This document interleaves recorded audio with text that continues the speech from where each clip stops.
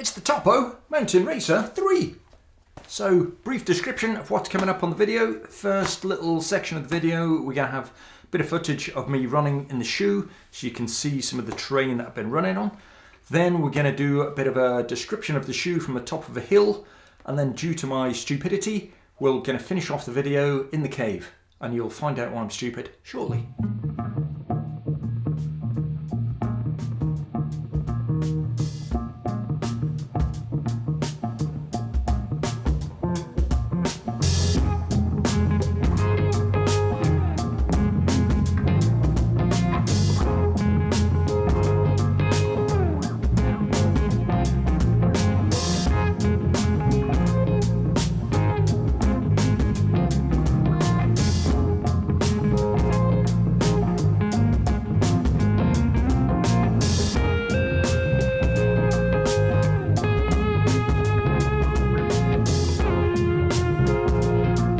Hard going through the heather there.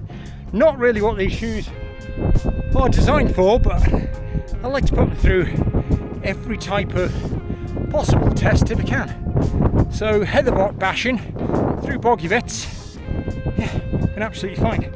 Nice tough uppers on them, so none of the heather or bits of bracken has been coming through into the shoe. So certainly passed the heather test. God, bloody grouse just flew out from under my feet. Nearly pooed myself.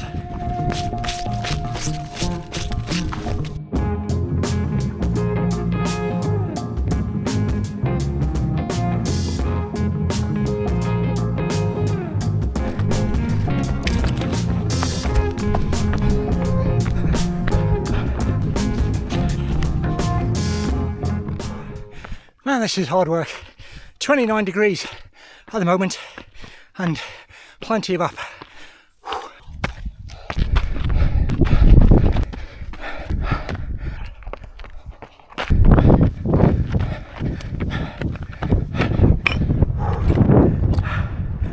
Well, I'm not sure how well you're going to hear me here because I'm up on the top of a hill. I've got the Topo Mtn Racer 3 here. I've had it for quite a while.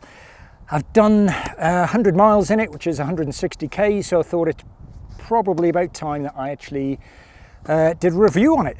So the stack height is, it's 33 mil at the back and 28 mil at the front, which gives it a 5 mil drop, which is Topo's highest drop shoe. Some of the shoes, well, some of the other shoes are a lower drop, but nothing's higher. So Topo, the distinguishing feature on the Mtn Racer 3 is the anatomical foot shape. So it's really wide at the forefoot here. So it allows your feet to spread out naturally. It's a bit like an Ultra. So I do the buy-in for running stuff in a store, and people come in and they ask for shoes that have a broad forefoot because they want the feet to spread.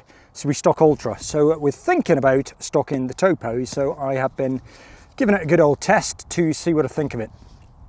So that's the customer base, is pretty much the people that like that wider forefoot. So definitely ticks that box. I'd say it's going to suit a medium to wide shaped foot. If you've got narrow feet, this is probably going to be too wide for you. So other things on it, it's got an engineered mesh upper. So the upper is quite a substantial upper.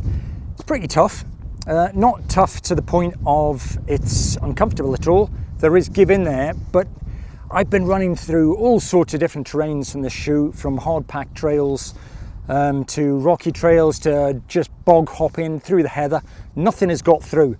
So it's been really good at making sure nothing gets through on the upper. The shoe itself, after 100 miles, 160k, it doesn't have a lot of wear. It's got a Vibram Mega Grip sole. So on the outsole there, Vibram Mega Grip, 6 mil lugs.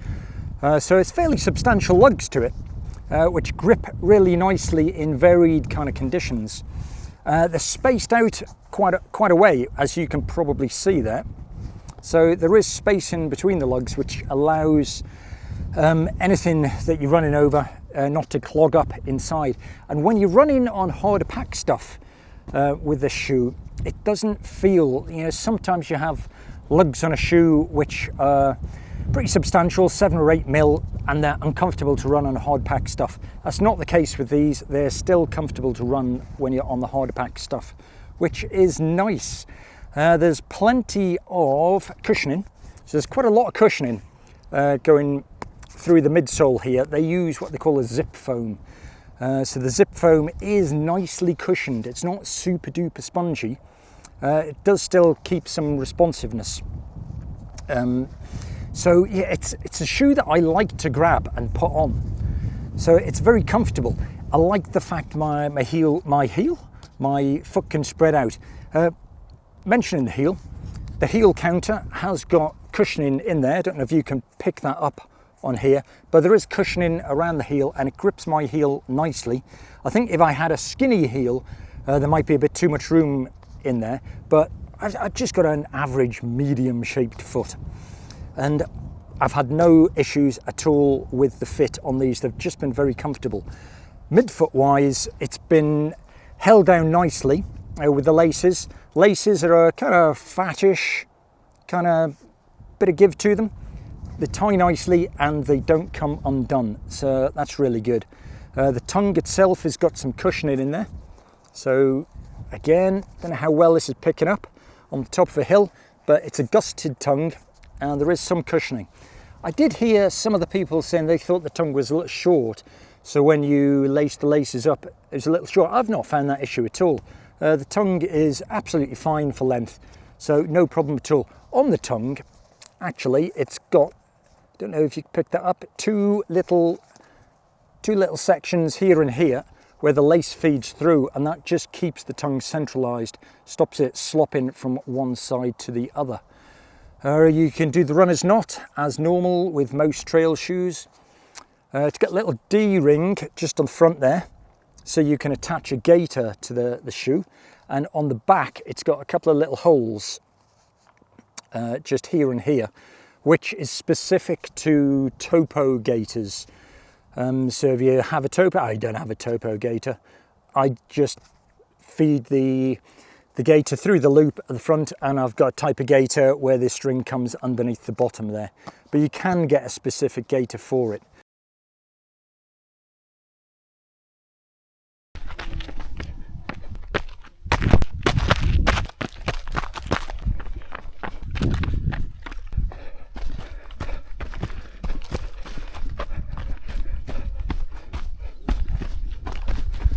So, filming issues, top of the hill, yeah. I'd basically paused the camera momentarily, thought I'd restarted it, started waffling to the camera, tell you about a few more features, and it wasn't recording. So, what plonker. So, back in the cave, just want to quickly point out a few more features of the Topo Mtn Racer 3. So, some things that I hadn't picked up on previously on the video was there's no rock plate to the shoe. So, it doesn't have a rock plate, makes the shoe slightly less stiff. I've not really had any issues with any rocks pointing through on the sole, mainly because there's plenty of cushioning. So I just wanted to point out there is no rock plate in the shoe. You get an ortholite insole, so that's the ortholite insole that comes with it. So there's a bit of rebound in there, a little bit cushioning. So that's the insole. Torsional stiffness of the shoe, I'd say it's about a medium of, it's a pretty vague way of describing it, but it's not a stiff shoe that's going to offer tons of protection, and it's not a super flexy shoe either, which is going to be a really feely kind of shoe when you're running. It's somewhere in the middle. So yeah, that's another point I wanted to point out to you. Price wise, £150, that is the price of the shoe. So slightly higher on the scale of what I would like to pay for a shoe. But if it's a comfortable shoe that you like to run in lots, and so far the wear has been pretty minimal, spending an extra £20 compared to some other shoes, I don't think that's a bad thing. £150 is the price. The weight of the shoe, UK 11, which is what I am, comes in at 329 grams. So in summary for the shoe, I'd say it's got plenty, well, it definitely does have plenty of width and forefoot. It's good on a mixture of terrains. It's nicely cushioned.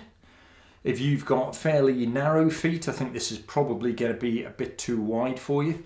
The lockdown is good, the laces stay tied. Enough cushioning for long distance runs as well. Be absolutely fine as a hiking shoe as well. You can attach a gaiter, Vibram Mega Grip sole. Just glimpsing at my notes. Yeah, not an overly complicated shoe. It's fairly understated, but it is a shoe. I've got several shoe racks with lots of shoes, and of all my choices, I do tend to grab this one fairly often compared to certain other shoes. So yeah, that was the Topo Mtn Racer 3, and I hope some of that information was helpful to you. Okay, thanks for watching. Do me a favour, I know it's right at the end of the video, leave a like, subscribe if you haven't, if you like this sort of thing. Okay, thanks for watching. Cheers.